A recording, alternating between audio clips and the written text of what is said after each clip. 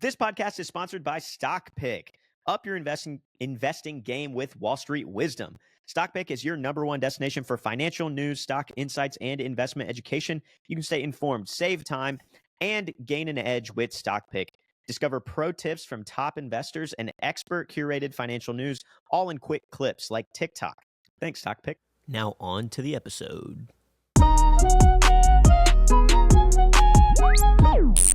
Class is now in session.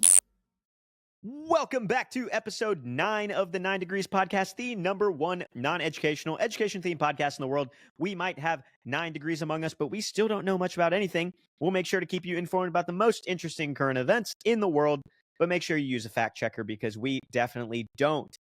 As always, I'm your boy Jerome. We got Maddox, we got Jackson, we got Jared back for another week.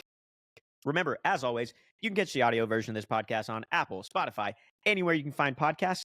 Or if you're an audio listener and you want to watch the video version, you can watch it right here on youtube.com/Jerome Vaz. Make sure you follow us on socials at 9 Degrees Pod on everything and come join our classroom on Discord. Everything is linked down below. Boys, class is now in session. I'd like to welcome you all to Homeroom, our section for gripes and just general updates on life. How's everybody feeling this week? I feel great. Yeah, Good. Feeling good. As I'm you running should, so as you high. should. Lots of things have been happening. Jackson's running high. Okay.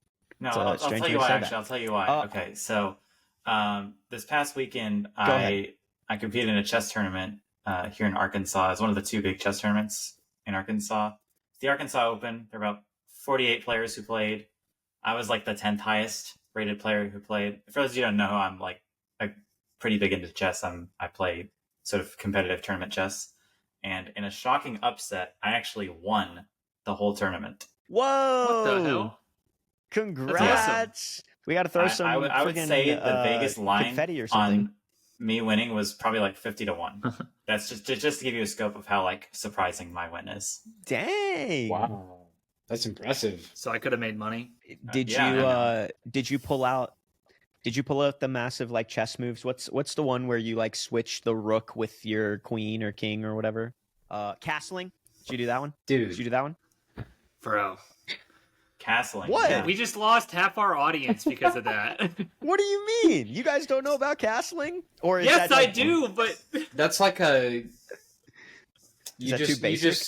You just revealed your hand that you don't know shit about chess. Oh, True. come on. I didn't even watch the Queen's Gambit. Well, Jackson, congratulations. We're happy for you. I hope the audience is happy thank for you. you that you won chess. Did you win anything? Did you get prize money? Yeah, I won $460 and a plaque. Hey, yo, that's solid. that's cool. Buy makes yourself my some better chess- internet, please. Like my chess profits positive. Like I pay entry fees to play in these tournaments, and sometimes you win prize money, sometimes you don't. But now I think I'm probably in the black in my career for chess after this because it's a pretty big win. Wow. Dude, Wow, that's that's sick. awesome. Maddox, I feel like in high school, you used to compete in Yu-Gi-Oh tournaments a lot. Did you ever win $460? They didn't do cash prizes typically. They give you Oh. packs of cards. But yeah, I think I definitely made more than $460 off Damn. prize well, cards. you know, that's when you include but Oh, God. I don't know what you're talking about. That never happened. I don't know what you're... no, those I don't know jokes. where They're that came jokes. from. They're jokes, buddy. They're Um, jokes. What's going on with you? The entry Maddox? fee. The entry fees were like $5 though. What are the chess tournament entry fees? Like this one was $60. Usually it's like $10 per round. wow. So this was 6 rounds, $60. If I play like a 3-round tournament, it's like $30. So somewhere between like $30 to What is- $100 depending. What does that mean? 6 rounds? Like that's just like the I played bracket 6 is 6 rounds. rounds Six- for I you played to 6 win the games. entire thing. No, I played 6 games, and it was a round Okay. robin, or it's like a you play a bunch of different people, and whoever has the most points wins, and I had the most points. Oh, Wow. Okay. It didn't move into like a second stage after the points. No, you just play 6 games, and it's like if you win, it's a system called Swiss system. So if you win, you play people who also won, and if you lose, you play people who also lose. That way, by the end of the tournament, you're playing people about your skill level. And so, in order to win the tournament, you have to beat the people who also have the most points. And so I did that, and I won the tournament because of that. Nice. Dang. Did you win most of the games, or did you end up drawing I some of won the later 5 ones? games, and I had 1 draw. So 5.5 out of 6. That's awesome. Wow. That's awesome. Well, congrats again to Jackson. To bring it down a little bit, I've got a very big gripe with a major corporation. You know what we like to do on this podcast. We like to go after the big dogs, like the Boeings of the world. Sure. McDonald's. I've got a very big gripe with McDonald's. For those of you that know me well, I absolutely love McDonald's. I love them a lot. I think they're probably one of the best fast food restaurants out there. Best chicken nuggets in the game. I'm going to say it hands down. Double quarter pounder with cheese, fire. Best French fries in the game. Actually, I take back the chicken nuggets. Chick-fil-A sometimes better, depends. Whoa. Best French fries in the game, hands down. Guaranteed. Okay, Disagree. I really, really, really love McDonald's. Anyway, I was on a road trip recently. I pull up to a McDonald's drive-thru. That's usually when I get my McDonald's. They got a big-ass sign up front, right? That says, the McDonald's $5 meal deal is here. And it's like, I think you get fries, you get a McDouble, and 4 chicken nuggets. Okay? And normally when I go to McDonald's, I get like a double quarter pounder, 6-count nuggets, fries, and a drink. It comes out to like, I don't know, $17. It's stupid expensive. But I was like, okay, a little bit less food, but $5. Let me do the meal deal, right? So I pull up and I'm like, hey, can I get the meal deal? Literally so fast, the person on the other end, they go, we don't have that here. And I'm like, What do you mean? You have a huge sign up front that says the McDonald's $5 meal deal is here. You don't have that here. What do you mean? All you got to do is put the McDouble, which you have in the box, the fries, which you have in the box, the 4-count chicken nuggets, which you have in the box, and charge me $5 for it. What do you mean you don't have it? That doesn't make sense. I don't understand. And that's how do my they gripe. not, like, did you ask them? Did you say what? No, What do you mean? I ended up ordering all of those items separately and paying $12 for it. So that's exactly what happened. So McDonald's, I hate you, and that's what I gotta Boycott say. them. You think they intentionally have done that where they like advertise it and draw people in, but then they don't like have it at the majority of the stores or something like that? I don't know why they would be advertising it at the store if I don't think they could get away with that. My suspicion, because my McDonald's app also advertised the $5 meal deal to me today, is that they put the sign up a week too early or something like that. Okay. Is my suspicion, Still. but I don't know. So you but gotta I'm go not- back. We gotta hear the update on the next episode. They be doing some weird stuff, man. Like some locations have spicy chicken nuggets, fire, by the way, but a lot of locations don't. So I don't know what's going on. But Maddox, what's going on with you? Well, I don't have a gripe per se, but I just wanted to correct something that I said on the last podcast. Not really correct, but Are we in the business of this? Are we in the business What? of Yes. letting the comments influence our this our wasn't corrections? the comments. This was Okay. this was your guys' response to what I said was I felt it was like negative, but I also agreed when I reflected on it. But I wanted to go back and tell you explain where I was coming from this idea. But the last episode we watched the video of the guy and we were talking about those types of ideas, but I just kind of haphazardly said, like, I think we should lower capital gains taxes, right? And you guys were like, nah. And I was like, I mean, yeah, like, if you think about it, like, you really shouldn't. It's like, that's something that it's just benefiting the wealthy, essentially. But yeah, this was my thought process on it. So I recently made, a somewhat significant sum of money in the markets, and that is a short-term gain, and I'm going to be taxed on it, and I'm going to pay like where it feels like I made a lot of money. It's like I'm going to pay like 30% in taxes. Yep. Or I don't know. I mean, whatever my tax. Whatever your ordinary rate is. A big portion of that, where it should feel like, wow, I just made this money. It's like a big portion of that is going to get paid in taxes.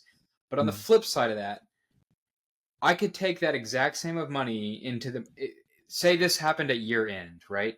Like right before the end of the year. I could, and then we go into the next year, and so I definitely owe taxes on that money. But I could go into the markets right now and risk all that money and lose all of it. Mm-hmm. And I still owe that tax money to the government, but I don't have that money to show anymore. You see what I'm saying? True. That's true.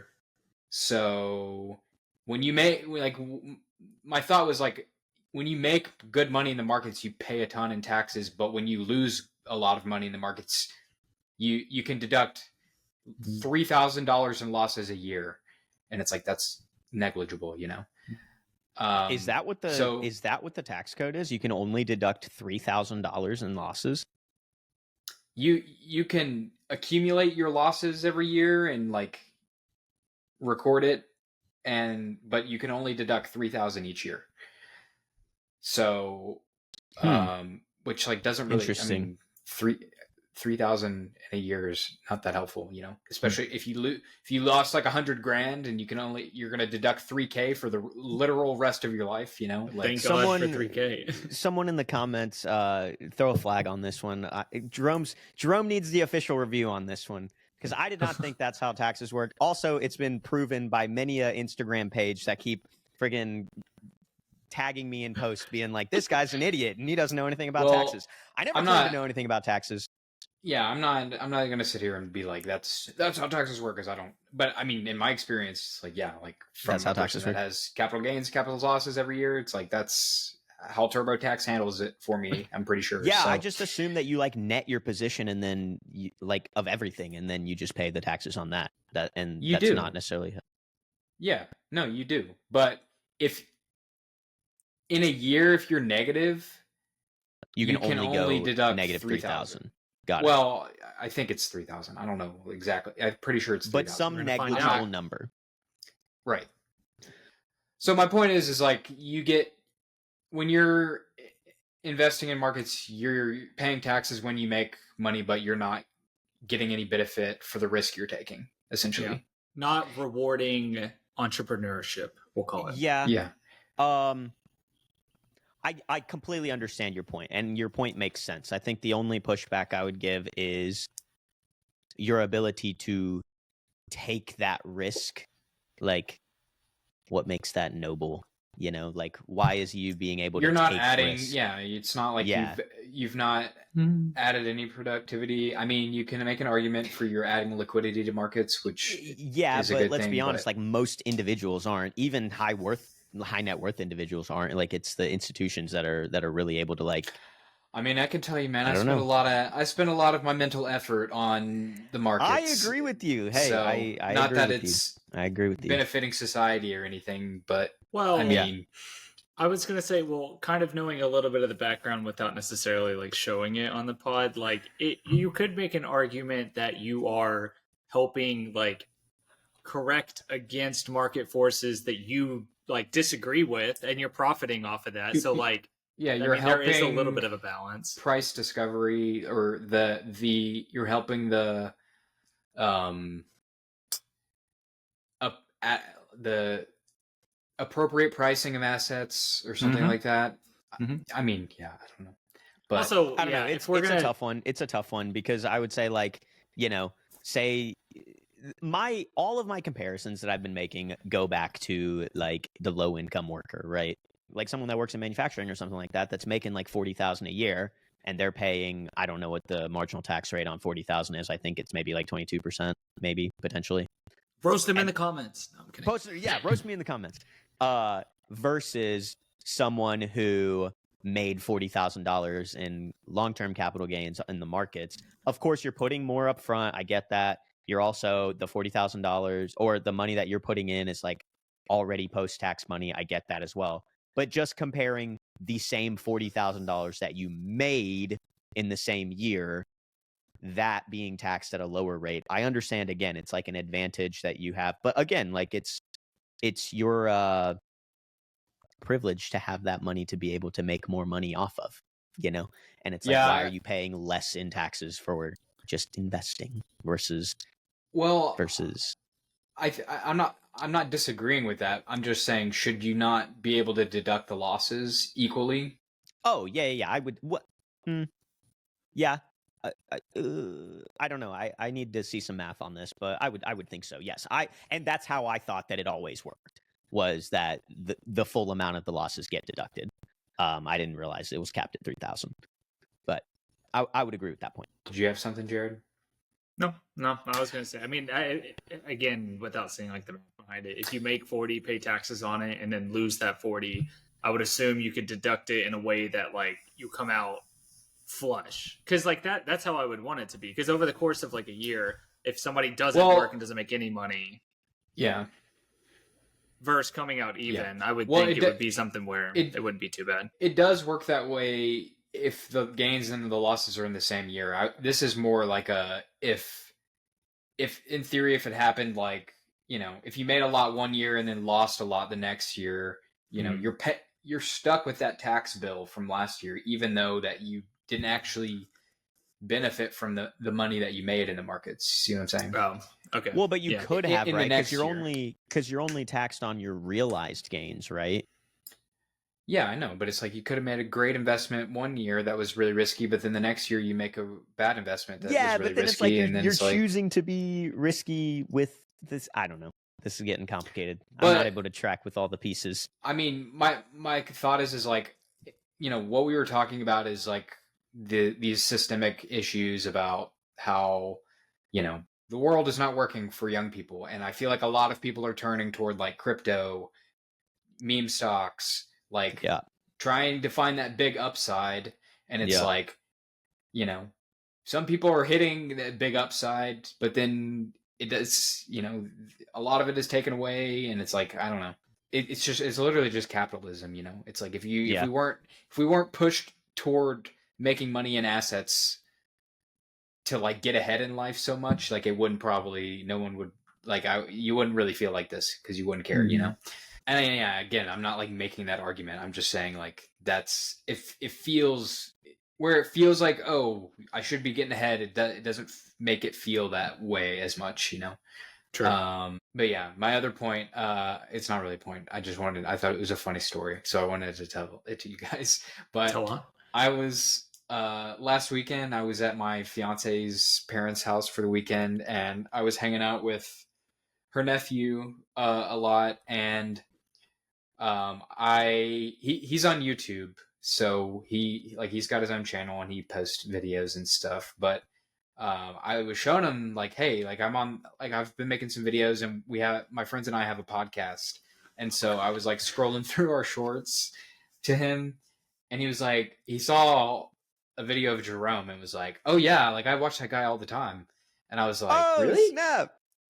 Wait, let me finish the story. Oh no. Oh no. I was like, really? He was like, yeah, he made that one video where he was like combing his hair or something. And I was like, he did do that, like get ready with me video. Maybe he was combing his hair in that. And I just thought that like at some point in our relationship, I got on his iPad and subscribed to your channel, and he's just been like watching our videos this whole time. But later that day, I was like, oh, did you see that one video that we posted talking about like Elon Musk or something? I can't remember, but I was just referencing one of the videos, and he's like, dude, I was just messing with you. I've never seen that guy in my life. Got roasted. Oh my god! What? Why am I catching strays for an 8-year-old? This is crazy. Yeah, I don't know. This kid is 9, and he totally bamboozled me. But anyway, he's subscribed now. He's watching the videos. He has his own channel at James Brawley, so go check out.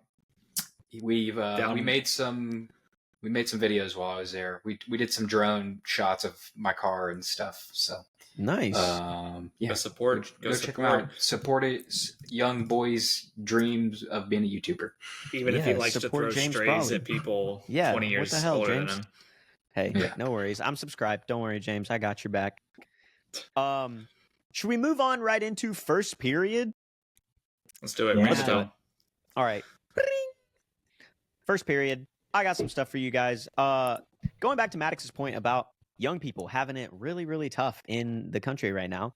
New houses pricing in. Whoa! I just had a stroke. What just happened? Whoa! They're Christing, baby. Let's go. We got new houses. New housing crisis incoming. 0% down mortgages are making a comeback per CNN. So this is how it works. 0% down mortgage program launched approximately 2 weeks ago by United Wholesale Mortgage. Pretty large lender, right, Maddox? If I'm not mistaken. The name sounds like they're a big lender. I've never heard of them. We've never done a deal where they were involved. All right. Well, they're United, unless and they do wholesale. they're unless maybe like the small lenders like go through them or something like that. That might be right too. They might be like part of like a syndicate, or maybe they make the syndicate or something like that. Like the syndicate towers of Whoa, chill out. Chill out. Go on. Well, I was going to say, if anybody's curious, $2.5 billion in equity. Quick Google search for the United Mortgage. Whatever. Nice. Yeah. I don't know why. The second you said towers, my thought like went to like, you know. God. Whoa. I'm sorry. That's just what I think when I hear the word towers. I'm sorry. Okay. So to get into this, the way this mortgage works is it will allow first-time home buyers to pay 97% of the home's value with a first mortgage, and then the remaining 3% only up to 15% or $15,000 in the form of a second mortgage. So I did the math. If the second mortgage can only be up to $15,000, $15,000 divided by 3%, the home value cannot exceed $500,000. Yes, Maddox, did you have a question? No, I was going to do that math. I'm glad you already did it. So Yeah. you can buy up to a $500,000 house in the United States. $500,000 in the United States. Any money. And it is only open to first-time home buyers and those making no more than 80% of an area's median income. So meaning low-income earners, right? Also, this is a little bit strange. Maybe it's not. I don't know. You guys tell me about real estate markets. The second mortgage will not accrue any interest, but it will need to be paid back in full as a balloon payment, which I had to research what a balloon payment was, but that means it's paid off in full in one single payment at the end of the loan, or if you sell the house or refinance. So meaning you take on a $500,000 loan, and then when you sell the house at the end of your mortgage term or whatever, you got to pay back that $15,000 in one payment when you sell the house. Okay. Or if you refinance it. Or you refinance. Yes, that's right. Now, here is the problem, right? Obviously, the elephant in the room, very eerie towards the subprime loan crisis of 2007, 2008, right? The problem here is that if the housing market crashes, then because these people are starting off with no equity in the house, they are the highest risk to immediately owe more on the house than it is worth. So say the housing market crashes, their $500,000 house automatically comes down to $350,000, $400,000. They have zero equity in the house.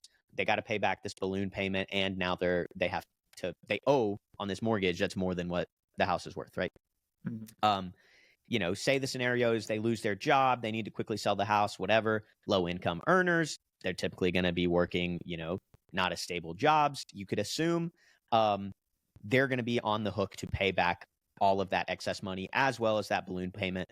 Their highest risk to foreclosure and have their credit damage.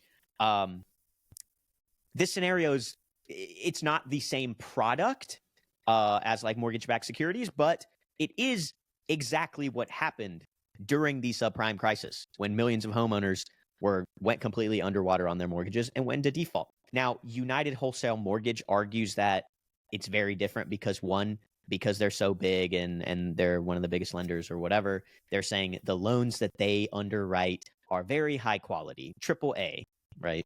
Which, sure, maybe. They're also saying that lending standards very different from 2006. The days of no income, no job, no asset loans are gone, which is true. That was a big problem back in the day. Like you could literally get a loan without showing any sort of proof of income. Ninja, right? But let's be honest. As an entity that makes its money off of giving out loans, they're not in the business of trying to make it easier for people to borrow. They're in the business of making money, right? So what do we think? Is this history repeating itself? I mean, a little bit, yeah. I mean, lending standards definitely are different than, '08. So, these these are like obviously very risky loans being given out, but they theoretically are going to be, people are going to be more scrutinized before being able to get these loans. so it's probably not going to be like the same. It's probably not like the same thing, but it is kind of an indicator that I think it's some type of indicator. I don't think it's an indicator to a housing crisis per se, but like, I don't know. I think it could certainly like expedite one. yeah, potentially. I don't know. I'm more just like bothered by this like principle that I've mentioned this before, but it's just like it just seems like our solution to like the world, this like our society not working well for people is just like allowing poor people to lever up more, like go into debt more, Yeah. and it's like it's like not. It helps them like in the short term, I guess, but like it's not actually like helping them get ahead more, you know? Yeah, absolutely. And I think, I mean, I have no data to back this up, but I think what's happened is they're realizing that the more wealthy people are, the less profitable their loan products are, because wealthy people can pay their loans and they can pay their loans off quickly. And so then in terms of like interest collected, you're not able to collect the full amount of interest that you expected when you underwrote the loan. Whereas these more risky loans that are low income earners, that pay for the full term of the loan, that, you know, are scratching by to make payments, that are incurring lots of fees, presumably, sometimes, you're probably making a lot more money percentage wise off of those loans. So I was gonna say, like, maybe the idea of it would be good if it was more of like a government backed like program, but since it's we from don't like trust the one of government. We don't trust the mean, government. I mean, because at a certain point, like if you want people in low income like households to like own houses, I understand that like, you know, levering them up is not like necessarily the solution, but like what is, I guess maybe that would be my question here is like, I understand that like from this company there's a lot of like caution with it, where it's like they're trying to make money at the end of the day. So while they want to get more people in, and that's a way to make money, they definitely want people who are going to pay the full term and potentially have fees and rah rah rah. Yeah. So like, what is the path that we would want for low income earners to be able to get a house? If it isn't this, if we're saying What it isn't Maddox- this, then like, what is that path? Yeah, what Maddox says is interesting because he sort of is realizing, or, you know, he's stating that like we have this idea in our society that you are successful if you're able to buy a house, or no, you're successful if you buy a house. So making it easier for you to buy a house makes you sort of faux look like you're doing fine, you're doing well. But in reality, what we should be saying is you are doing fine, you're successful if you are able to buy a house. So making it easier for you to buy a house is sort of like covering up the bad state of our economy. Yeah, absolutely. And Jared, I don't know what the solution is. Jackson said this in our last episode, and I completely agree. We're not in the business of finding solutions. We're in the business of asking questions and pointing out that the solutions are really difficult. I like thinking about the solutions though, because I mean, we do. I mean, what have we been complaining about the last like handful of episodes about? Yeah, like, I mean, you're something we have complained about, to which Maddox has given us pretty good advice on, of like ways to not be like defeatist about it. But like, if we're talking about even like us trying to get a house, like I know this is not the avenue that we would want to go down, but if we're talking about people who are making combined income of like, let's say less than like $60,000 to $70,000 a year, I just don't know what like that path is. Now, I mean, back in like, I feel like back when, you know, maybe we trusted, or you trusted government a little bit more, you can have like government backed loans like they did for like people coming back from like World War II with like certain like housing projects. So, I mean, I would be less cautious towards loans that were backed by an entity like the US government, but I just don't know what we would want for people who want to have a house, who just so happen to be low income earners because they're in whatever job. No, I totally agree. And I mean, I do think the general idea of this loan could be good. I think, especially if they are if there's like a high level of vetting done on the people that they give the loans out to, right? Very low risk defaults. And then, yeah, this could be a fantastic product for a lot of people to own houses that traditionally couldn't have. I think the problem is when you when you get into the 2006 type of lending. But to Maddox's point, yeah, maybe lending standards have changed a lot, and we won't see that. I do And think, to be fair, well, I was going to say, I never trust like corporations. It's like a Yeah. default. Like Yeah. I want them to like prove it to me. Well, yeah, I don't know about that. I think that housing prices are elevated, and I think that there are pressures are building that are going to push prices down. I don't necessarily feel like we're in like I don't know that there's the catalyst like there was in '08 to like have like a crisis like that. Which I mean, like even like a normal type drawdown in the housing market is going to feel like a crisis, but you know, like I just don't know if and I guess because I'm in the industry, but you know, so there are FHA loans which allow you to put 3.5% down, and and that's a government product, right? Mhm. And then I think there are actually also products that are like grants that you get for that down payment. I've seen And those. I don't think we've ever seen I don't think we've ever seen anyone actually like pull that off. Like it's almost like a fairy tale, like or like a it's like a thing that we're like saying is there to like help first time home buyers, but like it's so hard to like You're talking about the grants. Yeah, well, to do like the FHA where you're only putting 3.5 down and get the grant, like it's almost just like you just facade. don't really see it in practice now because I mean, one, it's like the people looking to try to do that are people that probably aren't actually going to get qualified for it because, like I said, like lenders are more strict now. And then also like those sellers of houses, you know, when the buyers come and make offers, and when people see that type of offer, it's not an attractive offer because you're basically showing that you don't really have any money. And FHA loans are notorious for being a lot more strict on like repairs needing to be done and that type of thing. And it's like it's not usually an attractive proposition for sellers of like good homes that are going to get other types of offers. It may be attractive for a seller of a bad home that isn't going to get many offers, but then that's not really the type of home that people are wanting to buy, you know?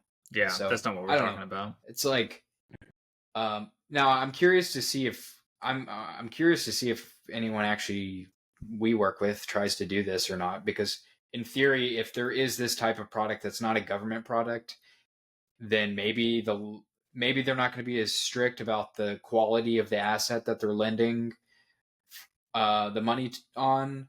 I don't know. I'm just interested to see if like this actually like ends up working for anybody, because right now I just feel like it when you hear about, I mean, we were all young in the housing crisis, but when the problem was really, it was just like everybody in their mother and grandmother was out like getting loans, buying houses, like, and I don't really like feel like that's like the case right now, even though that these products like are out there.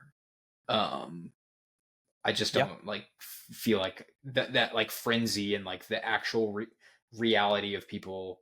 I actually feel like that kind of passed. I feel like that was like COVID time, you know, like when rates were really, really low.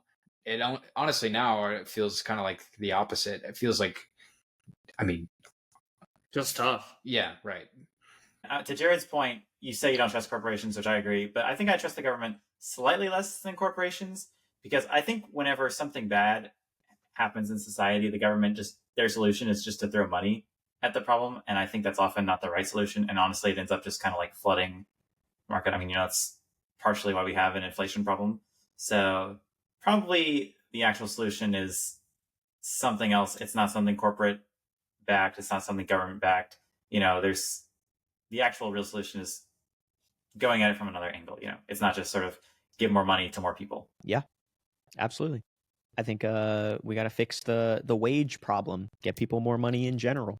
you know. Getting back to that. Hey, we got to. But I want to move on to some other things. But looking at the time, let's skip forward a little bit, pay some bills, and then we'll come back to some articles. This podcast is sponsored by StockPick. Up your investing game with Wall Street wisdom. StockPick is your #1 destination for financial news, stock insights, and investment education. You can stay informed, save time, and gain an edge with StockPick. Discover pro tips from top investors and expert curated financial news, all in quick clips like TikTok. Maddox and I actually got a demo of this app yesterday, and I would say I like it. It looks pretty legit. So they've got both industry experts who do a lot of technical analysis on stocks, as well as give you recommendations, as well as highly vetted content creators who focus on investing as their creation niche. I'm certainly hoping to use it to step up my investment game. So go download StockPick from iOS or Android right now using the link stockpick.pxf.io/9degrees. It'll be linked down below, so you don't have to remember that. Make sure to use that link in the description, and you can get 2 weeks of premium for free. Thanks, StockPick. Also, this podcast is also sponsored by And Collar. As always, And Collar is an affordable men's clothing company where the products are sustainably made with the equivalent of 15 recycled plastic water bottles. Their shirts have 4-way stretch, are machine washable, liquid repellent, and wrinkle and stain resistant. You can go to andcollar.com right now and get 15% off using code 9degrees. That's all caps. Code 9degrees for 15% off at checkout. Thanks, And Collar. And lastly, if you want to join the conversation with us and on all things that are happening, current events, come and join the Discord. The link is in the description below. It's completely free. You'll get our free advice, thoughts, commentary on current events in the classroom and on Discord. So yeah, come and join us there. So more articles. I got another one for you guys. We have talked several times about Boeing. And so I want to bring up another thing about Boeing. This time, it's not as crazy as some of the other stories that we're talking about, but still kind of crazy. A jury has found Boeing guilty of stealing trade secrets from Redmond-based aerospace startup. And the verdict is for damages of up to $250 million. So the jury awarded Zunum Aero nearly $90 million in damages in a verdict that a federal judge could triple to around $250 million. My question immediately, what the fuck's going on? Why is Boeing going after the trade secrets of a startup? You would think that they could just use the startup is responsible for all the problems with the Boeing aircrafts? No, because that's a good question, though. What the startup was doing was they were developing a 12-seat hybrid electric airplane. Very cool. To enable affordable air travel between small cities that lacked airline services. And where Boeing gets into this is they were one of their first investors, gave them I don't know how much, but in 2017 or so, they gave them some money. And then they went and approached a French airplane parts manufacturer. The company's name, I believe, is Safran, Safran. And they essentially asked Safran to develop a hybrid electric propulsion system based on IP that they had access to through their investment in Zunum. And they also dissuaded Safran from investing in Zunum, and they're getting hit on damages for that as well. So all bad things for Boeing that's going on right now. But I'm just like, what's going on with this company? This is literally a company that in our childhood we hailed as like the best of the best, like what it meant to be American, you know? And it's like, it's honestly kind of sad to see how this thing is just. I don't remember doing that with my childhood, to be fair. Well, I also think it was was a little American in my before, childhood. We had, but- I don't forming kumbaya circles at recess. It's just saying Boeing. Boeing. On the 4th of July, just making sure you fly in on a Boeing jet. I mean, I used to praise Boeing a lot, usually on Oh my god, twice, dog! Twice! I might have to cut that one leave out? this pod. You're gonna have to cut that out. There's no way you're gonna leave that in. I'll No. censor it. I'll censor I it. Okay. I never. but- Go ahead. No, you, please. You follow up what he just said. No, I was just gonna say I don't remember personally worshiping Boeing, but I do remember the sentiment that you were.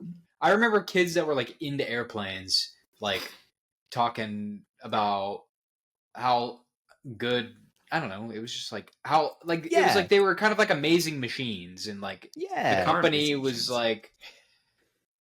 It was just Like, I don't know. Like it had a good everyone knows- reputation. Everyone knows what like a 757 or like a 7. Also, all these numbers start with 7 and end with 7. But that's besides the point. Everyone knows what like a Boeing 737 is, right? What is an Airbus? Airbus 123? I don't know what the Airbuses are. Whatever.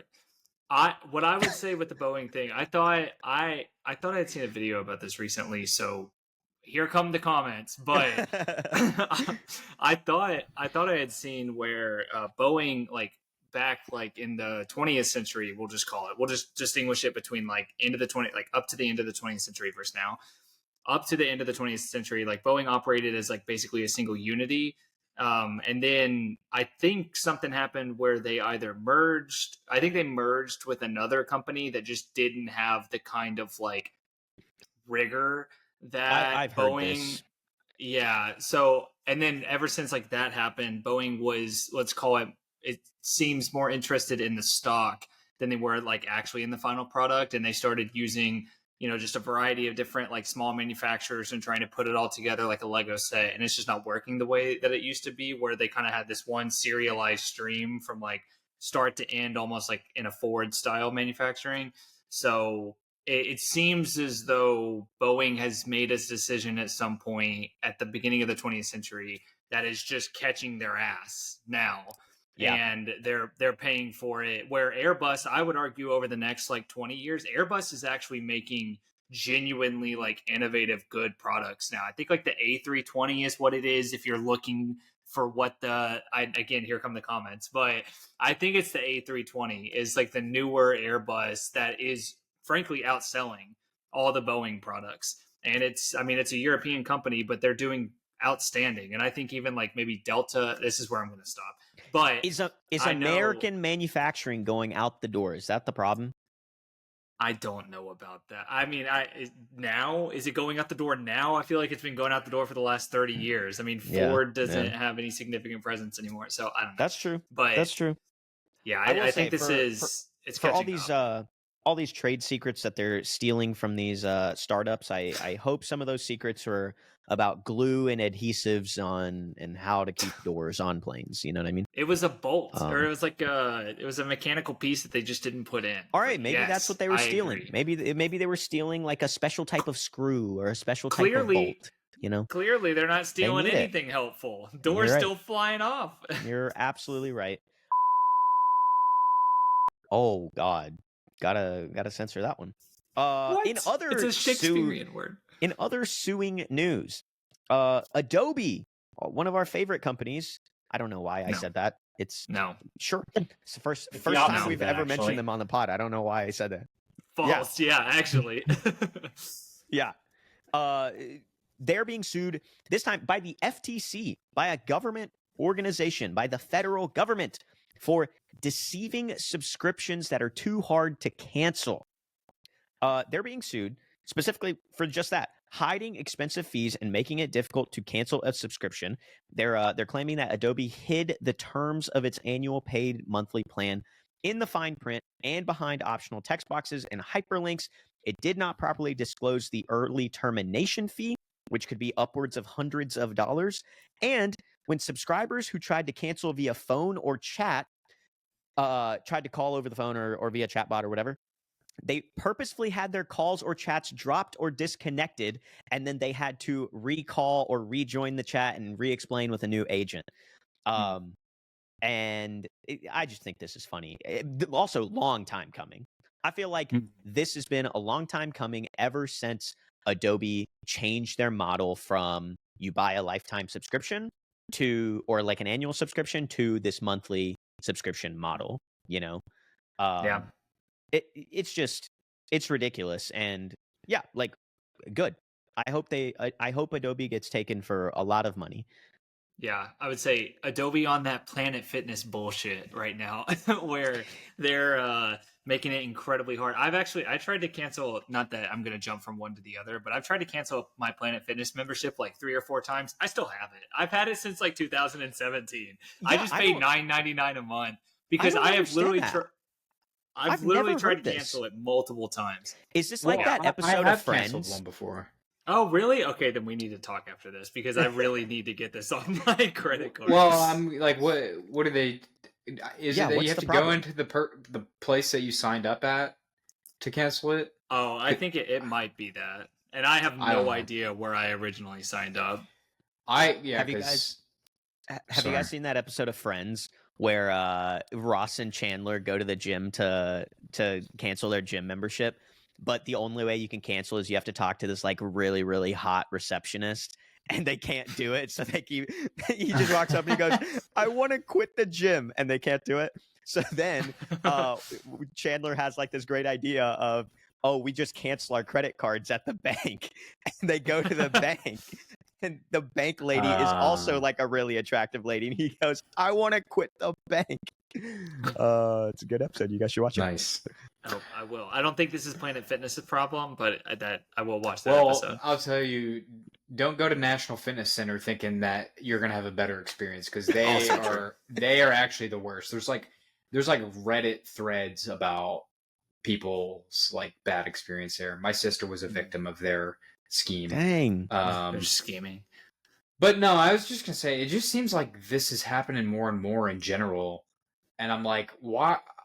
The only reason that this makes sense is like corporations think they have so much power that they can get away with stuff like this. Otherwise, it's like this is just such bad business because now you have all these people that hate you. Yeah, you did a cash grab, but like it's not like a good longevity play, you know?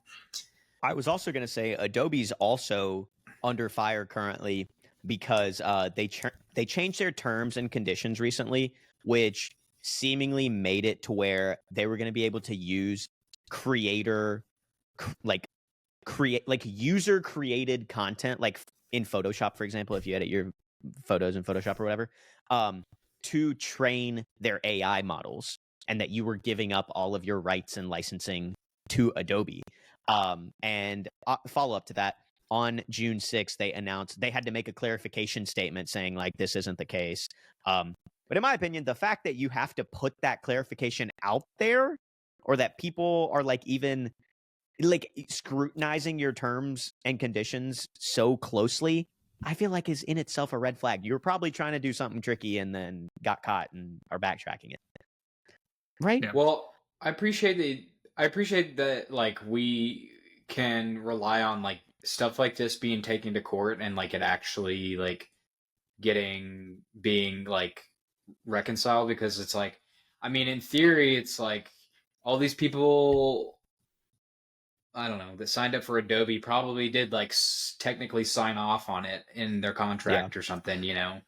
But that doesn't make it fair or ethical, you know. And I mean, if you make a deceitful contract, then there is a precedent where it's like you can't hold somebody accountable to a purposely deceitful contract, which is, I agree with you. That's the law stepping in and going, all right, you stop doing that. Let's get something a little bit more fair, to which has been a buildup over hundreds of years. Because don't forget, truth is a luxury that we have a little bit more of now. Imagine you were in the 1600s and somebody just took something from you and was like, "Oh, no, you signed a contract." Yeah. And you're just like, "Well, you signed your name kind of somewhere, like you had no squatters' idea." rights. And we're coming back around. We're I want eventually to coming see back this around. happen more with more companies. I want to see them get taken to task by the government, regulatory bodies. Mm-hmm. I agree. Jackson, Jackson is all about bringing down the corporations. Remember, like a couple episodes ago, he was like, "I would love if every executive got fired." Bring him to the real playing field. Yeah, that's true. Well, I got another one for you guys. AI hype is dying down. That's right, Maddox. AI hype is dying down. I've said that already. Oh, I said that like many episodes ago. I've been saying AI So hype you has been heard it dying here since I first heard about AI, actually. all right. Well, I don't know why I singled out Maddox then. Well, I think there's Microsoft- been some new stuff though. Right? Yeah. Microsoft has officially announced that they are going to remove their GPT builder functionality and anything that they have built or anything that users have built on July 10th. This feature just launched 3 months ago. Basically allows users to leverage Microsoft's version of Copilot and use that like GPT to like make their own custom things. OpenAI's got something really similar. I think it's called like ChatGPT plus GPT Builder. Lots of GPTs in there. But yeah, Microsoft, after only 3 months, is shutting it down. They're saying that they're prioritizing core product experiences, focusing on commercial and enterprise solutions, and not so much consumer. I personally think that this is actually because they have that big investment in OpenAI, and OpenAI's product is just superior. So I assume they're probably competing against each other in some sort of way, and they were just like, let's just let OpenAI do it. I feel like I need to read this before I opine on it. Opine away, my friend. Ooh, no, Well- we don't need you to read about it. We love when you opine with no context. I guess I just don't even know what GPT Builder and is this not the functionality that was built into ChatGPT itself? Yeah, it's like one of OpenAI's like newer. I want to say it came out around the same time, like 3-4 months ago. Yeah. But where users can leverage ChatGPT's like GPT-4 like database essentially, and create their own custom GPTs and give it like bounds Yeah. and stuff. Right, we talked about that. Yeah, and Microsoft's getting rid of it, yeah. or their version of it. Well, I just didn't know that Microsoft like had their own version of it. So That's a great point. I didn't either. But the GPTs on OpenAI, that's still staying there. Correct. Okay. Correct. All right. Yeah, I don't know. It's interesting. I was gonna say this is kind of interesting where it's like we say we didn't even know it existed. This would be like if Apple came out and they're like, "Hey guys, no more like Apple like taco shops. We're not doing this anymore." And everybody's like, huh? Well, what are you those talking existed? about? Yeah. No one went to those. Well, so I was pretty interested in the GPTs thing at first because in theory it's a good idea, but my initial experience with them was not very good. I mean, it's just one of those things where it's like for instance, if you wanted to use a specialized GPT for a certain task, like I actually think I was using it when we were trying to make our logo or something like that, and I was like looking up like logo makers, and it's like there's just hundreds of them, and most of them are just trash. So it's like that's kind of the problem with like this type of thing is like when you make it available for everyone to everyone, like a low barrier to entry, like you get a ton of just like low quality things. Yeah. And then it's up to us to like have to sort through them and like find the good ones. I feel like they could introduce some type of like, I think they might have had like a rating mechanism where, you know, it's like, okay, the one that's the highest rated, that's probably like the best one. This is probably the one that's going to meet my needs the best. But Yeah. In other suing news, Sony, Universal, Warner Studios, or Warner maybe, sue 2 AI startups claiming copyright infringement on their music works. So 2 companies, one called Suno and one called Udio AI, both being sued, claiming damages up to $150,000 per work infringed. Suno came out and said, we are completely uninterested in reproducing content. Now, I want to pause here for a second because that feels just like a stupid thing to say. Obviously, you're going to say you're uninterested in reproducing content. However, the pure basis of AI is to take information it's been trained on and create its own thing. You are literally reproducing just a hash table index of different sounds that are coming together and reproducing that. Right? There's a philosophical argument that isn't all music just a recreation of something that's come before God, it. Jared. You know what I Okay. mean? Like, are you I'm taking in? I'm about to toss this entire article out. Right. I'm not trying to defend them. I'm just saying. It is interesting. Apparently more than 10 million people have used its tools to make music. It's got a partnership with Microsoft, and has raised over $125 million from investors. The other company, Udio, released its app in April and achieved near instant fame for being the tool used to create the now very popular Drake diss song BBL Drizzy. God Are you damn it! You looking guys for didn't us? follow. You guys didn't follow the Drake Kendrick beef. Never mind. I should.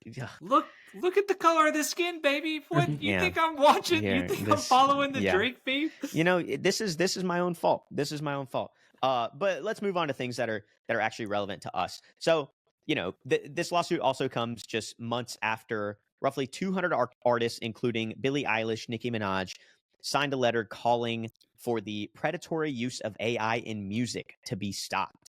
And this kind of goes back to a quote that I saw on the internet once that said, and I think I've shared with you guys, that said, I don't want my AI to do creative things so I have more time to do dishes and laundry. I want AI to do my laundry and wash my dishes so I have more time to do creative things. Which I think is very true, but not the direction that AI is currently going, you know? So like what's the line here? Because like AI can be good.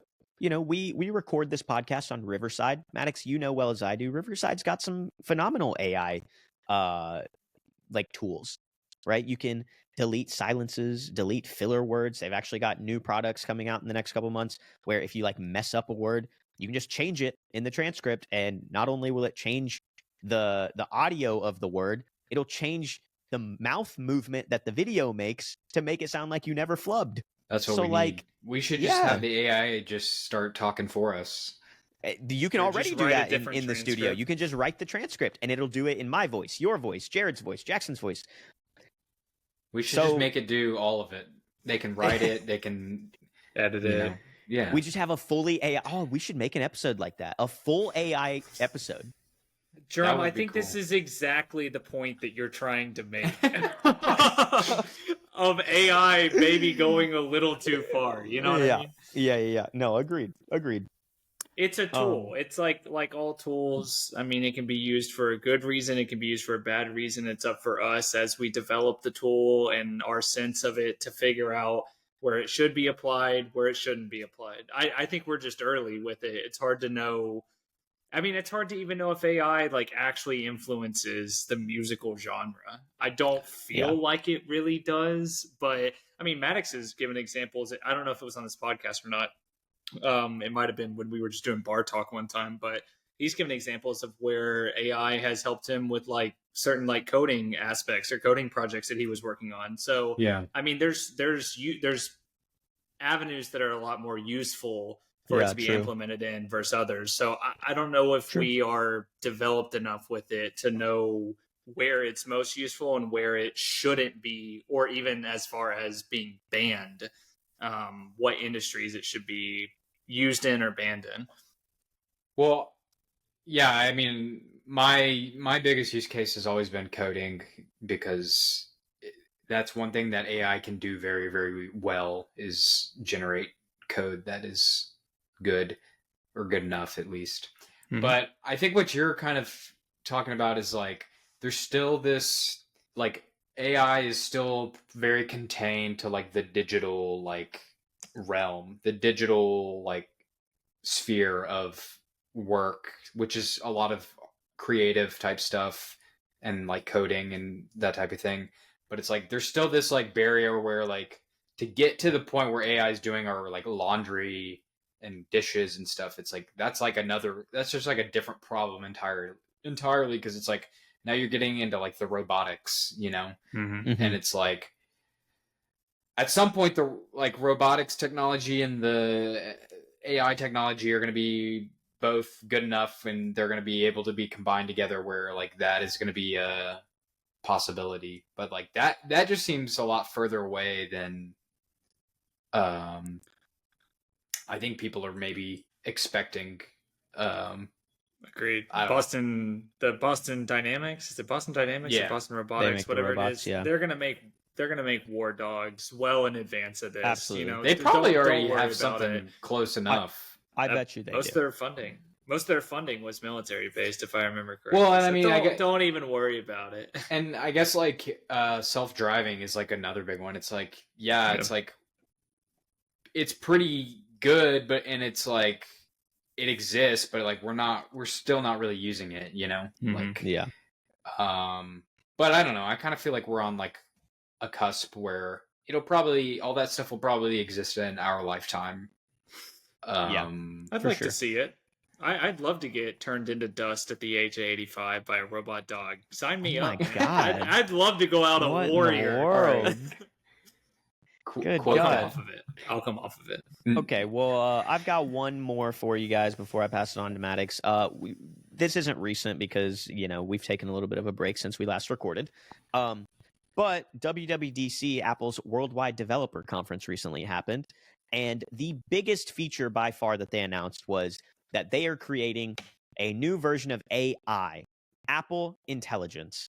Right? It's on device. It's fully on device, and with some things going like up to the cloud in an Apple developed like environment, so it's supposed to be super secure and all this stuff. But the thing that I specifically want to talk about is they are bringing ChatGPT, OpenAI's ChatGPT, to iPhone. Now, specifically, the user has to initiate it, or if the request you make is like too complicated or something, the phone will ask you, is it okay for me to send this to ChatGPT? You have to manually approve it, and then it goes. The thing that I'm actually interested in here, though, is how much do you guys think Apple pays OpenAI per year for this deal in order to use ChatGPT? Can I make Reminder. one comment? Go ahead. Go ahead. No. Reminder. I want I the was gonna say reminder. Microsoft paid $13 billion to essentially invest in approximately like half of OpenAI, right? For a year? No. Just it was a total investment. Like they bought like essentially like half of the company. But you could argue that a lot of the technologies that they quote unquote acquired through that investment was what they used to develop Copilot. So you could make the argument that they spent $13 billion to OpenAI to develop their own internal Copilot platform. That being said, how much do you think Apple paid? Make your comment. Well, I want to 50 say Bs. Good a guess. year? 50B a year? Right? Is that what we're talking? We're talking about a year, right? I did say annual, but sure. Well, you can say 50 Bs. Well, I just want to make a comment. I think they made a huge marketing gaffe when they didn't call it IAI. Everything else is iPhone, iWatch. Come on, but they make it called it IAI. Apple Intelligence, dude. That's what I'm saying. It's the IAI. No, but the acronym is AI. They're taking over the word AI, dude. Dying on this hill. No, they're not. I'm calling it right now. I'm calling it right now. 10 years from now, little kids, when they say AI, they're not going to mean AI. They're going to mean Apple Intelligence. I'm calling it right now. I hope not. I'm going with 20 bill a year. 20 bill a year. The correct answer is Apple paid OpenAI in exposure. They made the argument to OpenAI that the exposure that OpenAI and ChatGPT would get from having the entire Apple ecosystem use OpenAI was greater than any monetary value that Apple could give. So they're paying $0.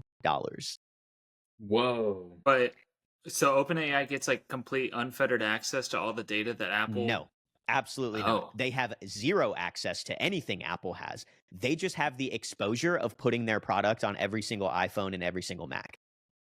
And only in the specific instance that the user gives Apple permission to send their request to OpenAI.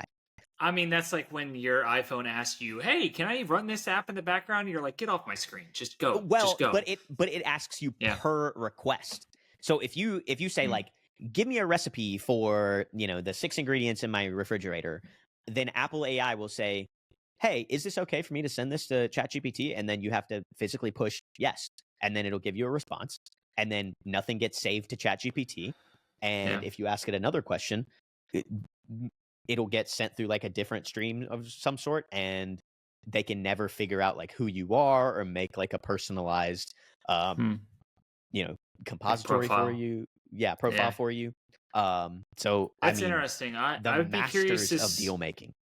I'd Well- be curious to see what the market, like what somebody would actually evaluate that at. Who knows better than I do what exposure to Apple products is? I would just be curious to see like what that analysis would show. Yeah, I mean, I think similarly, right? Like, don't they have that deal with Google where Google pays them like several billion or maybe 1 billion a year or something to be the preferred like default search engine on Safari? Oh, It's like similar to Yeah. that. Yeah, now I'm thinking about it. It's like, well, like why wouldn't ChatGPT do that or why wouldn't OpenAI put it on there like for free? Like, Yeah, why, if anything, honestly, like maybe they should be paying Apple for that exposure. right. You know? And I mean, I completely think like this will get more people to sign up for GPT Plus or whatever through OpenAI, you know, because Yeah. supposedly you can like connect the accounts and you get to access all of the GPT Plus features through your iPhone. So yeah, It's just kind of interesting though, because when you framed it like, how much did Apple pay ChatGPT? It's like, I mean, it could have made sense from that perspective too, but also it's like, it's just crazy because I guarantee you Microsoft could not have made a similar deal, even if they'd said put it on all Microsoft laptops, right? There's no way they could have made that deal.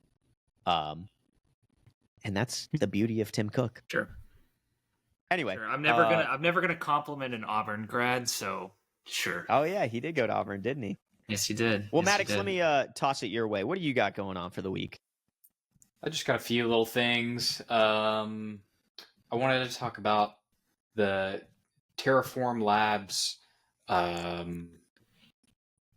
settlement. I guess it hasn't happened yet, but since I don't know. I mean, this has been years now. It feels like, but it's kind of crazy that it's still resolving, and this is what is being done. This is essentially the Terra Luna thing, right? Where Yeah. it was a well-performing stablecoin that essentially overnight, you know, some bullshit happened and it went to literally zero and never bounced back. Terraform Labs was a company that developed it, and you know, some cryptocurrencies surrounding it, the entire like Luna ecosystem. One part of it being the stablecoin. Anyway, it exploded, went to zero. Bunch of people lost money. Do Kwon, the founder, like was kind of like on the Do run. Kwon is his name? Yeah, That's I cool. actually liked him. Like he was kind of a cool guy. I don't really know how to feel about him. Like I don't really know if I mean, so the SEC is saying that he defrauded investors and sold unregistered securities and all of this stuff. But Dang. well, listen to how much they're going to pay in fees. $4.5 billion. But I don't What? understand this because they don't have money, right? Like their coin went to zero. Right? Am I misunderstanding? Well, I Is don't it know. like because I don't it's know a for sure. stable coin and stable coins have to be backed by like currency, like this is currency that they have like in a deposit somewhere potentially? No, that is absolutely not what it is at all. That was the whole point of the stablecoin. It was an algorithmic stablecoin. It was okay. It maintained its price based on a supply and demand algorithm that didn't work, obviously. Mm. But It's kind of funny. that was the whole theory. That was literally the whole point of it. Is like how do we build a stable currency Without that is having not backed on by anything? anything. That Yeah, was like that's the insane. dream. Yeah, not that Wow. way. that Whatever way. the correct way is. So- Well, you're telling actually, me- there's people are still trying to do it Yeah. similar ways, but just Yeah. not. So you you're know, telling me this guy's the improving on it. same as Sam Bankman-Fried? I mean, they're kind of making him out to be, I guess, based on this, but I don't really know. I haven't done enough research on it, but 4.5 billion. I was just I was surprised by the number, and also like kind of to your point. I mean, I don't think the company had all of their funds in their crypto products, but I would imagine a lot of their exposure was to them. So I don't know. I'm just surprised that the company was big enough to even be close to those numbers. That's my question is like, can they pay this back? I don't know. I have no idea. I don't know what their balance sheet looks like, or because if they can't, like, what is the point of like fees that these big. like these types of decisions, like verdicts, because it's like if they can't pay it, is it just to like shame them publicly, I guess, like because the number's so big? Maybe, but listen to this because this is what I'm interested in.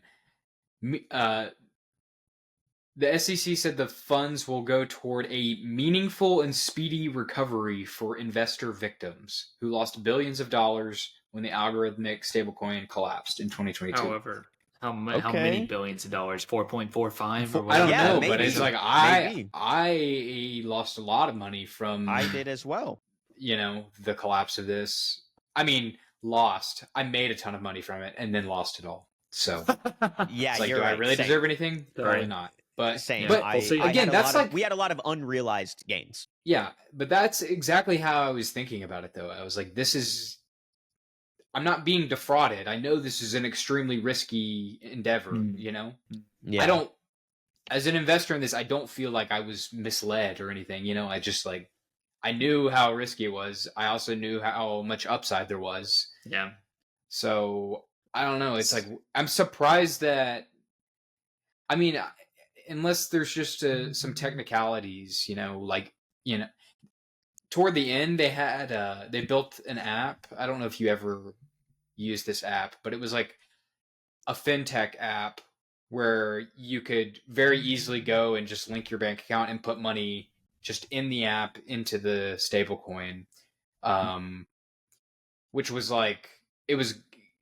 I mean, maybe that's what the problem was, because maybe they were misrepresenting. I think maybe they were misrepresenting it as like a savings account when it really wasn't. And I guess that could be misleading, but it's like, I don't know. It's like, or is this one of those things where like they take the billions and then they just write more regulations? Like, are they actually going to be like giving people money back, or are they just going to say, "Oh, we're making the barriers better"? I don't know, because like if they're actually giving money back to investors, I would expect to get something. Yeah. Just because I was invested in all different facets of the ecosystem. I'm like, how are they going to determine who was invested in it? Because I mean, part of it is like there would have to be like a anonymity. heavy like audit process. Yeah, I mean, it would be like for millions of people. Right. So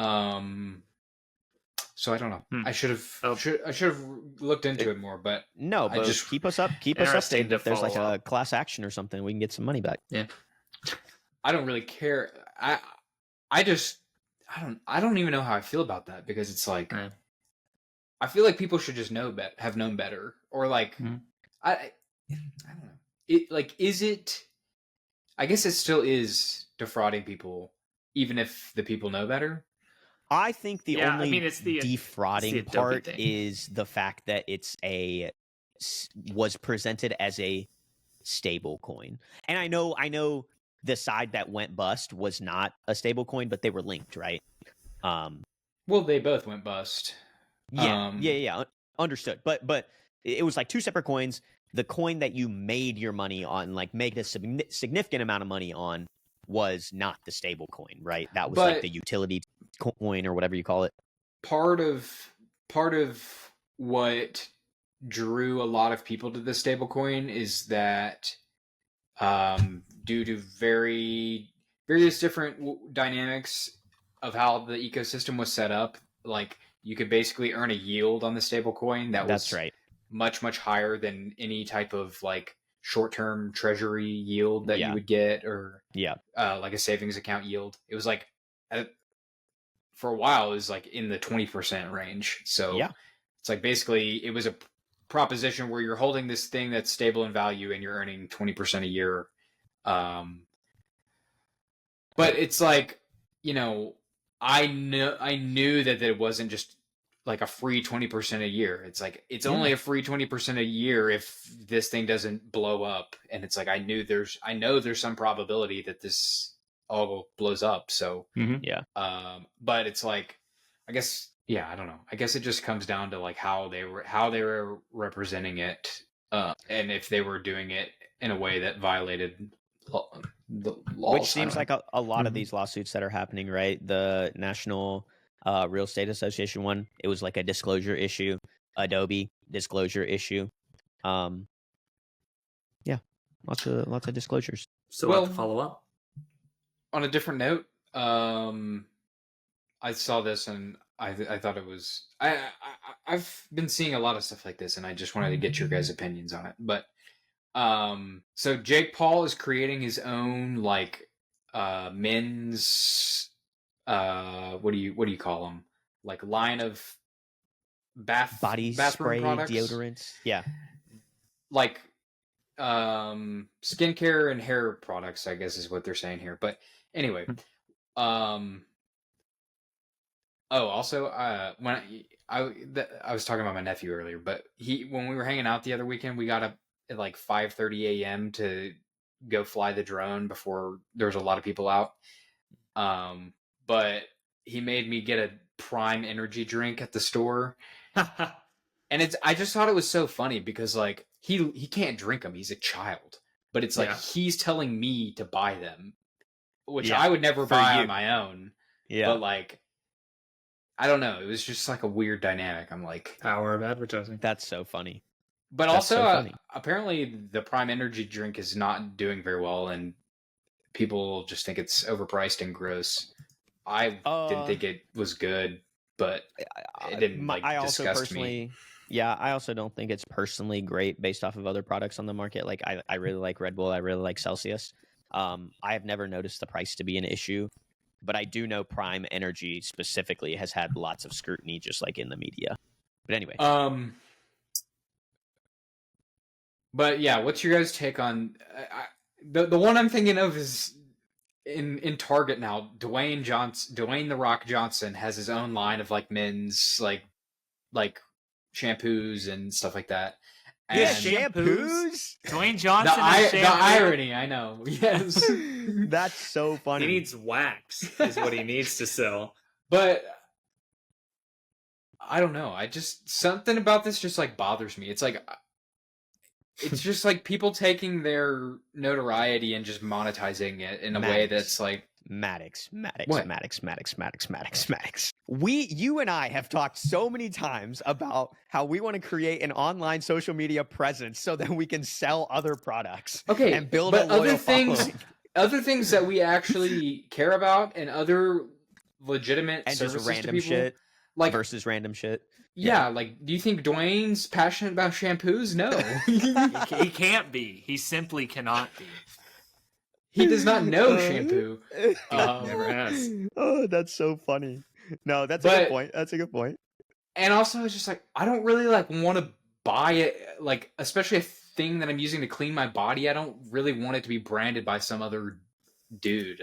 I do know. not want it branded by the Pauls. What do you- is Actually, what I Yeah. On a similar note to that, I want to ask you all a question. So this is something I personally do, and let me hear your thoughts on this. When I buy like the shampoos and soaps that I use for myself, I almost exclusively will buy them from like the women's scent line. And let me tell you the reason why. The reason why is because I feel like women, they think more about like how to like their hygiene and like how to smell and stuff than men. So when I'm buying like scents and stuff like that, I tend to want to be like, oh, well, women care more about this, so let me get it from the women's section, and I think it smells good. So what do you think about that? That's interesting because I have heard lots of women say they like to use men's scents because they think the men's scents smell better and the women's ones are like too flowery or too sweet or whatever. Like specifically Old Spice. I've heard a lot of women say they like to use Old Spice. Solid brand. Yeah, I'm not a big maybe fan we of Old should just Spice. make I don't all really of like the these scent. scents like unisex is what we should do. Yeah, it's Or like we can just keep. Yeah. No, Or but just, I mean, like, use this all whatever you goes back to like. marketing. Right. It's like, we have gendered marketing for a reason. We have Dwayne The Rock Johnson marketing because it sells. Well, I agree. I guess Also, sounds like maybe- Jared is very into gendered marketing based off of his response to say maybe we just keep it separate. Okay, Jared. no, I just say maybe. Okay, Jared. No, I was gonna say maybe we keep segregation separate. Here we go. I was Oh. waiting for some escalation that was Maybe we going to back come out of maybe nowhere. we go back to apartheid, Jared. What I was going to say, hey, we can talk about Elon Musk next if you want to talk about apartheid. What I was going to say is why don't we just leave it how it is? Because like if you looked at like with Old Spice, they're doing the commercials now, I guess to your point, Jerome, where it's like the guy who's like, stop stealing my Old Spice. And it's like his family members, like Yeah. specifically like his sisters or whatever, are like taking his Old Spice stuff. So, I mean, I think it's fine how it is. Jackson likes the smells that come in the women's section. The people that you know, the women that you know, like the smells from Old Spice. I think it's just working. I don't know why we need to take it to a different level. It's just whatever it is what it is. Like me personally, I try to get something that doesn't smell awful, that has like some level of like moisturizing action in it, because I have dry skin. So I want a little bit of like a vino, get that shit going. That's all I'm looking for. I'm with you. In terms of Jake Paul, I think the only thing that I gotta say is, I mean, it's a great opportunity for him. Good for him. I actually watched the like release video and like the ads and stuff that he put out. And basically what he's saying is like, I went to Target a couple of years ago or Walmart, and there's no good cheap option for someone that's as sweaty as me, or some bullshit like that is what he said. So wrong. Yeah. Yeah, you're right. Wrong, the Paul brothers are just great at marketing. They know that they can sell and push any product that they put out there. Yeah. He's like now like a successful boxer, so he's like getting more notoriety and more people to at least say his name. I mean, I'm not gonna lie to you. The first thing that I thought, I feel this way about Prime, I feel this way about this W, I feel this way about Mr. Beast's Feastables.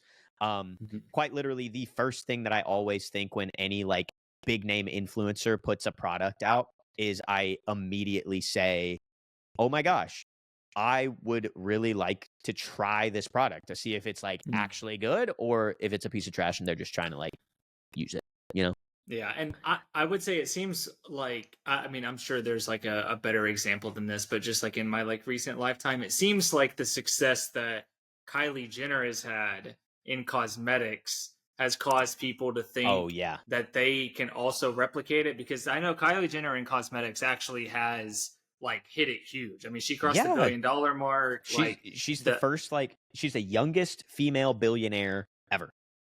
Right. So, I mean, from that perspective, maybe people are seeing that. And I'm sure there's another example there. But if there isn't, like, she's a good, like, the Paul brothers could be like, well, maybe we could use our notoriety with something that's kind of similar to it to be able to achieve something even a tenth of the scale, puts you in 8 digits. You know what I mean? Which Prime is closing in on that $1 billion mark. So. Right. And with this body spray stuff, he could use, I'm sure there's some video back in 2019 or whatever where Kylie Jenner was probably like, I used to go and look at cosmetics and I couldn't find anything. So and the Pauls just took it and said, I went to Target. The Pauls are not going to Target. Let's just clear the air there. They're going to like Air One, or first off, they live in like Puerto Rico. Right. So they're getting, Uber Eats Target delivery or whatever to get all of their stuff. So he wasn't walking down no hall of no Target, nowhere. Hey, and speaking of nowhere backwards is Erewhon, which is the grocery store that charges $35 for a bottle of water. Hey, full circle. I don't even know what you're talking about with the Erewhon. You haven't heard of this grocery store, Erewhon? Dude, okay, I know Harris Teeters. I'm a Teeters guy, 100%. That's all I love my teats, bro. I love my teats. Harris Teets? This is a little bit of a longer episode, but that's okay. Jared, give us sports ball talk, because there is so much sports going on right now. We got baseball, we got soccer, we got cricket, we got NHL. Give us the quick 10-minute or less rundown. I was going to say, I know I don't have a lot of time, so I'm going to go speed round right here. So first of all, we're going to start with the NBA championship. You had Boston Celtics versus the, oh my God, why am I blanking? It's right there on the tip of my Dallas Mavericks. There it is. Boston basically just like, they might have just 4-1. They didn't sweep. Yeah, gentleman sweep. So Boston did that. Didn't really have a lot of challenges getting there, and then they kind of just took the Mavericks out to dinner. So Celtics did that, got it out of the way. On the other hand, the NHL in a similar 3-0, but the Oilers fought back to take it to Game 7 against the Panthers. Panthers closed it out last night. So the Florida Panthers. Can I guess what 2 cities that is? Oilers, I'm gonna guess Pittsburgh. Panthers, I'm gonna guess Pittsburgh. What? There's no oil in Pittsburgh. How did you have 2? There no whatever.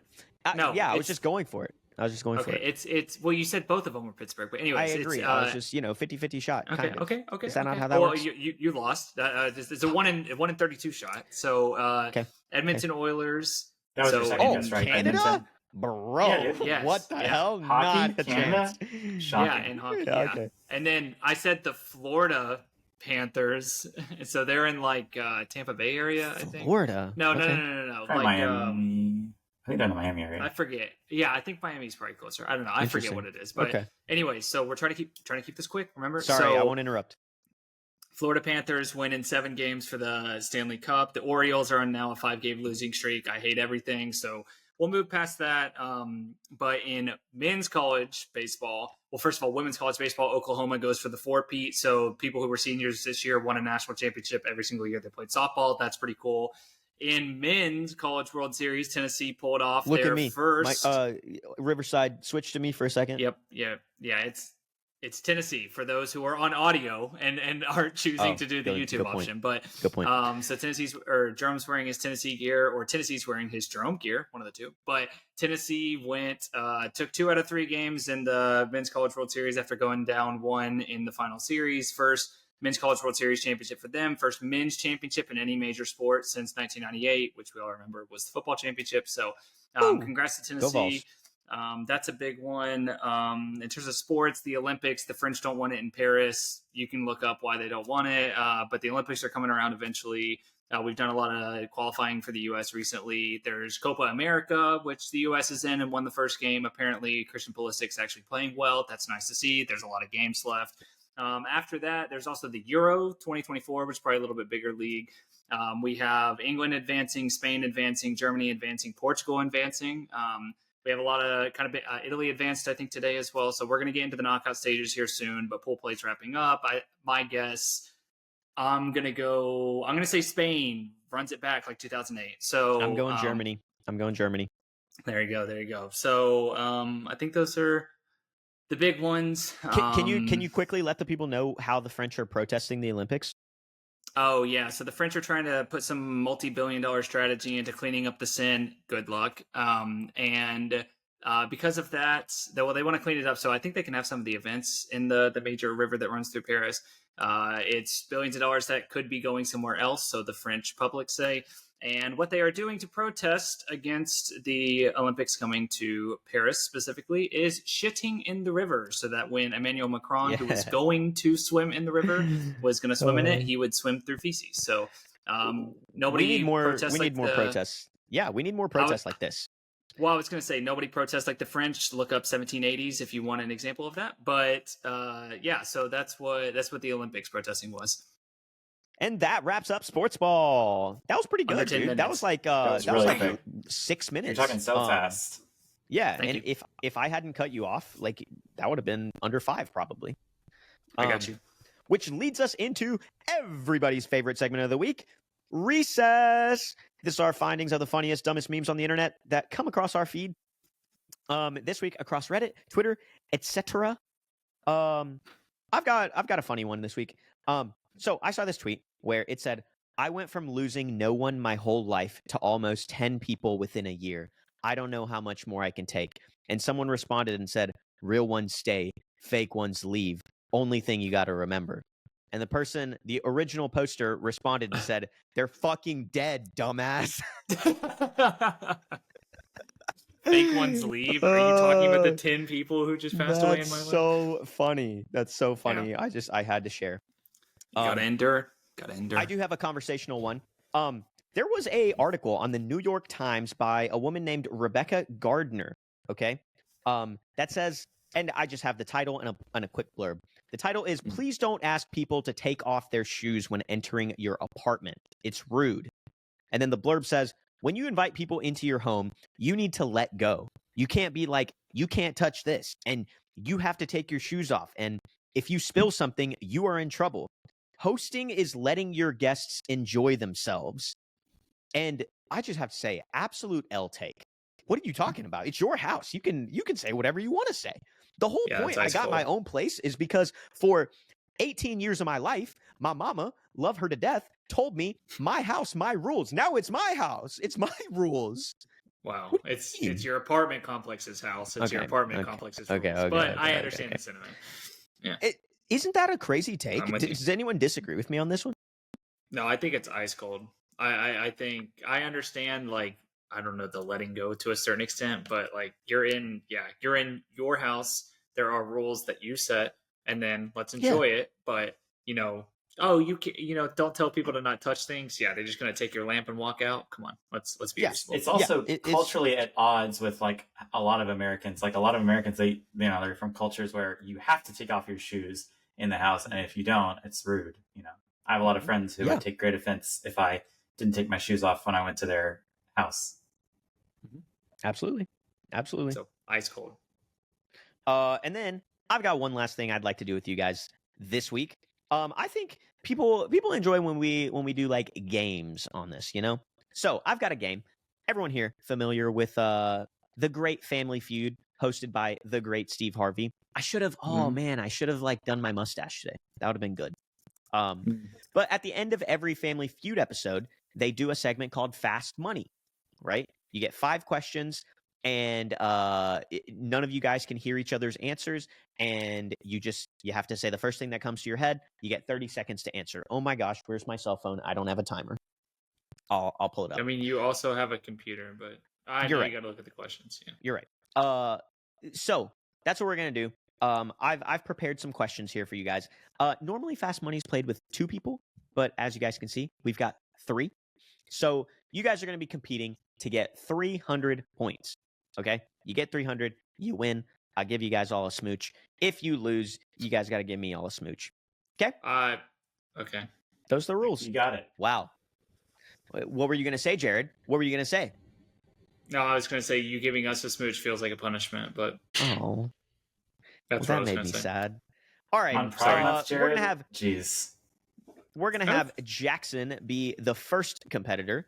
So Maddox, Jared, will you guys please remove your headphones and make sure you cannot hear? And I will put my hand up when you can come back. All right, Jackson, you got 30 seconds on the clock, starting with name something snowmen might have nightmares about. The sun. Okay. Name something that gets passed around. Illness. Okay. Name something that might ripple. Water. Okay. Name something that can be inflated or deflated. Balloon. And then last question, name a place you go when you name a place you stop going when you're broke. Restaurants. Okay. So let's see how you did. You got I think that was pretty solid. I'll be honest. I mean, I think you did really well. Name something snowmen might have nightmares about. You said the sun. That's 62 points. That was the number 1 answer. Okay. Name something that gets passed around. You said an illness. I'm going to give you a cold. That was the number 2 answer for 23 points. Okay. Name something that might ripple. You said water. The number 1 answer, 63 points again. That's a clear Name 300 by something myself. that can be inflated or deflated. You said a balloon. 44 points. Number 1 answer was a balloon. And then lastly, name a place you stop going when you're broke. You said a restaurant, which was the number 1 answer for 32 points. Let's quickly add these up. You got 62 like plus or something? 23 plus 63 plus 44 plus 32. 224. Oh, I was 1 off. That's crazy. That was crazy. Okay. Mental math. Let's get Jared back in here. Does Jared know it's him? All right. Yes. We got Jared coming back in here. All right, Jared. Jackson was able to get a whopping 224 points by himself. This might be the best game of Fast Money I've ever experienced in my life. Jared, I'm going to ask you to come off mute now and answer your 5 questions. Okay. Are you ready?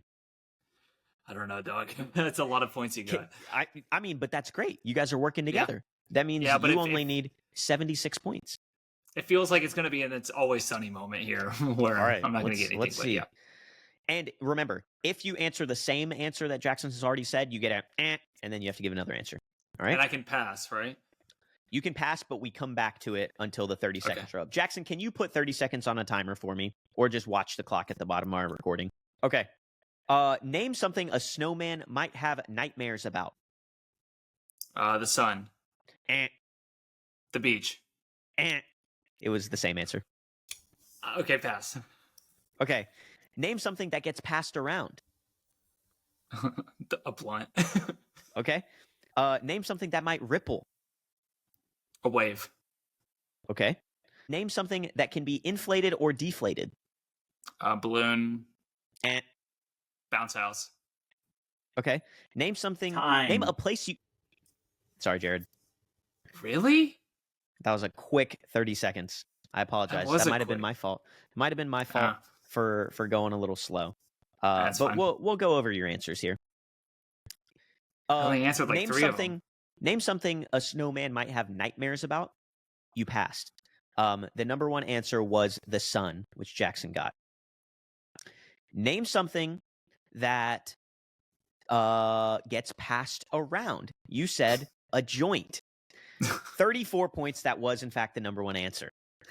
Hey! Name go. something that might ripple. You said a wave. Not on the board, unfortunately. So Really? 0 points. Then we gave you name something that can be inflated or deflated. Not on the board. 0 points. Really?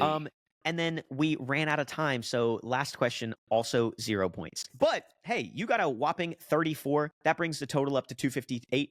Maddox. All right, Maddox. You got some scores to beat. Oh God. So far, Jackson by himself knocked out almost every single number one answer on the board, got 224 points by himself. Jared got pass 34 points, 0, 0, 0. So, yeah. Whoa. I didn't even get to the last one. So, Jackson, will you put 30 seconds up on the board for me? Okay, Maddox, as soon as I get done saying the first question, you're up. Okay? Name something a snowman might have nightmares about. A dog. Okay? Name something that gets passed around. Women. Oh my God. Okay. Name something that might ripple. Cryptocurrency. Okay. Name something that can be inflated or deflated. The economy. What's happening right now? Name a place you stop going when you're broke. The bank. All right. Wow, what a Good job. round. Good job. Let's see. The women one was outstanding. Okay. So name something a snowman might have nightmares about. You said a dog. 2 points. Peeing dog was one of the Nice. answers. That's what I was going Nice. Oh, yeah, the yellow snow I should have known. Next, name something that gets passed around. You said women. That is 0 points. Good. I did not deserve any on that one. Jared said a joint, which was the number one answer. Nice. Name Shows you something where that I'm might from. ripple. You said cryptocurrency. Unfortunately, 0 points. Jackson got the number one answer on that one with water. Name something that could be inflated or deflated. You said the economy. That's 0 points. Jackson got the number one answer again with balloon. And then last question, name a place you stopped going when you're broke. You said the bank, which is 4 points. Jackson said restaurants, which was the number one answer. So, Maddox, unfortunately, you got 6 points, which brings the team total up to 264 points. You guys did not win. You all owe me a smooch. Jackson, phenomenal performance that somehow these two idiots blew. Absolutely blew. Well, okay, hold on. Bruh, No. We didn't blow it. You constructed this game incorrectly because What do you mean? in fast money, when you say an answer that's not on the board, it goes and then you get a chance to say another one. That's not true. In fast money, if you say an answer that's already been said, it goes okay. and then you got to do it. But there are 0 point answers. yes. So, But, yeah, I mean, hey. I don't know. I've been watching Family Feud on GSN since I was 8, so, I've been training my whole life for this. I guess I kind I- of forgot that I was supposed to be saying things things that that other people would people actually have said. say. I was just saying Yeah. literally the first thing that came to my mind, which This was. I have much regret This- about the women one. Yeah. That was not okay. I don't. No. I thought the They didn't economy do one it. was a pretty good answer. Yeah, I Yeah. thought it was. This was literally it's an Always Sunny in Philadelphia episode. I agree. You Like, Maddox guys was had- Charlie. Yeah. You had the Like biggest Jackson lead. was it? Yeah. Dang. Go ahead. Well, on that note, thank you guys so much for watching this episode. I hope you guys enjoyed it. If you guys like that Fast Money segment, that will definitely turn into a clip. We can do that every week. We could probably make up Fast Monies forever. But if you want to send in, your examples or suggestions for Fast Money or different types of games you want us to play, make sure to join the Discord. Come join the classroom with us professors. And make sure you're subscribed to the YouTube channel to watch the video version of this podcast. We've also got Instagram, TikTok at 9 Degrees Pod, so make sure to check those out. Thank you guys for watching this episode, and class is now dismissed. Peace.